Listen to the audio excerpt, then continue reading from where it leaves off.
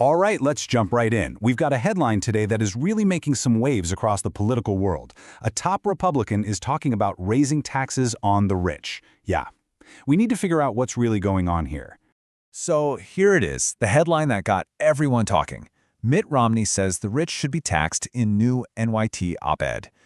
And listen, this wasn't just some off-the-cuff remark. This was a formal op-ed published in the New York Times. You don't pick that platform unless you're trying to make a serious impact. This just immediately makes you stop and think, right? A leading Republican, a guy who ran for president, is out here publicly pushing for a policy that seems to fly directly in the face of his party's whole economic philosophy. So let's try to break down what a move like this actually means. Okay, so to really get the ripple effect of this op-ed, we first have to understand who's actually involved. The story might start with one person, but as you'll see, the conversation it kicks off involves a much bigger cast of characters. At the very center of it all is, of course, Senator Mitt Romney. Now, this isn't just any senator. He's a former presidential nominee, a major figure in the Republican establishment. And that's exactly why a statement like this from him carries so much weight. But Romney's statement, that's really just the beginning. The real story here is the reaction it causes. You know, you can think of a political op-ed like this as a stone tossed into a still pond.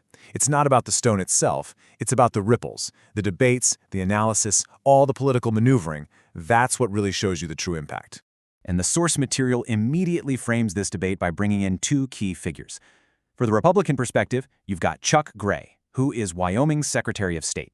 You'd expect him to defend the party's traditional line, right? And then on the other side, you have Kaivan Shroff, a Democratic strategist, who's going to be ready to look at Romney's move from a totally different angle. It's a classic setup to really dig into the political fallout. All right, so now we know who's in the ring. Let's get into the debate that's starting to take shape. Because whenever a senior political figure, like Romney, breaks with party tradition, the reactions, both from inside his own party and from the opposition, are often the most revealing part of the whole story. So the source really sets the stage for a debate that's going to hit a few key points. From the Republican side, represented by Chuck Gray, the criticism is probably going to be about betraying core conservative ideas. You know, the whole lower taxes create economic growth argument. But for Democrats like Kaivan Shroff, the focus is probably going to shift to Romney's motives. Is this a genuine change of heart on policy, or is it some kind of strategic play to look more moderate? But for both sides, you can bet the big question is the same. What's the end game here? Okay, so beyond all the immediate political back and forth, why does one op-ed actually matter? Let's zoom out of it and look at the bigger picture here, because there could be some real long-term significance to this moment.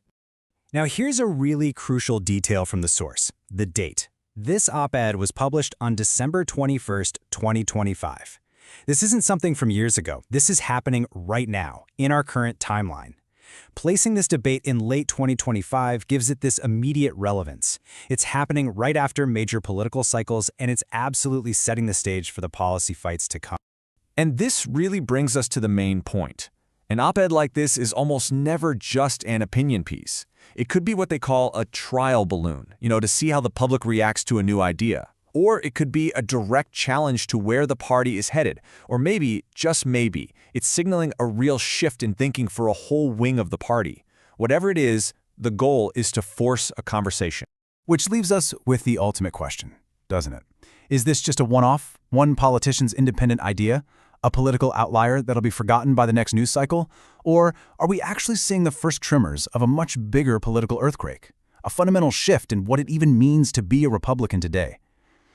I guess that's something only time will tell.